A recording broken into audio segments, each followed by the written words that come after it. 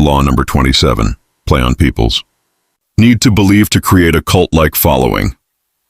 Ang tao ay uhaw sa paniniwala.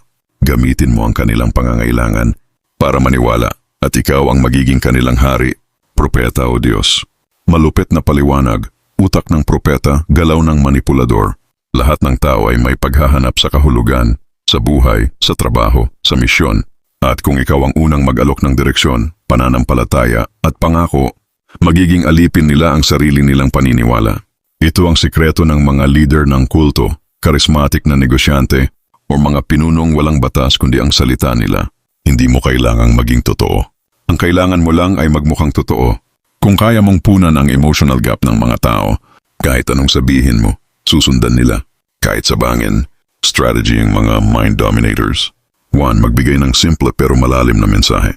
Mga salitang malalim pero madaling ma-memorize. Ang susi sa tagumpay ay disiplina. Tiwala sa proseso. Gawin mong parang aral ng relihiyon.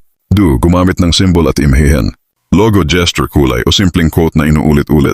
Diyan nagsisimula ang brand o kulto. Through lumikha ng ikaw lang ang may liwanag. Lahat sila ay gising sa katawan pero tulog sa pag-iisip. Kami lang ang mulat. Gumawa ng kamilaban sa kanila mindset. 4. Magpakita ng himala, resulta o drama. Di mo kailangan ng magic. Kailangan mo lang ng isang kwento ng tagumpay na paulit-ulit mong ibenta. 5. Gamitin ang emosyon, hindi lang logic. Takot, pag-asa, galit, pangarap. Ito ang susi ng pagsunod. Halimbawa sa trabaho o negosyo. Isang boss ang gustong loyal ang mga tauhan niya. Hindi dahil sa pera, kundi sa pananampalataya sa kanya.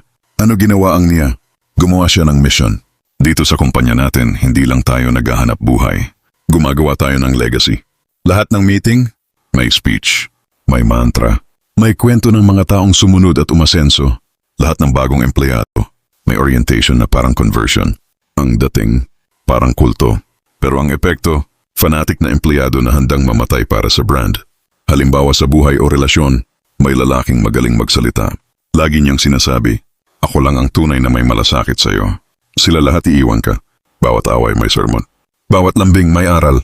Hanggang sa ang babae, naniwala na siya lang ang karapat-dapat. Isang emotional cult ang nabuo. Hindi na logic ang pinapairal, kundi takot at paniniwala. Kapag ginutom mo sila sa kahulugan, isubo mo ang iyong aral, lulunukin nila ng buong buo. Ang pinakanakakatakot na hari ay yung pinili mong sambahin. Ang tunay na kapangyarihan ay hindi sa utos, kundi sa paniniwala. Kaya may kasabihan, ang tunay na strategist ay hindi lang umaasa sa utos. Ginagawa niyang relihiyon ang kanyang ideolohiya at ginagawa niyang misyonaryo ang kanyang mga tauhan. Pag umabot ka sa puntong yan, hindi ka na boss, isa ka ng Diyos sa kanilang mata. Thank you for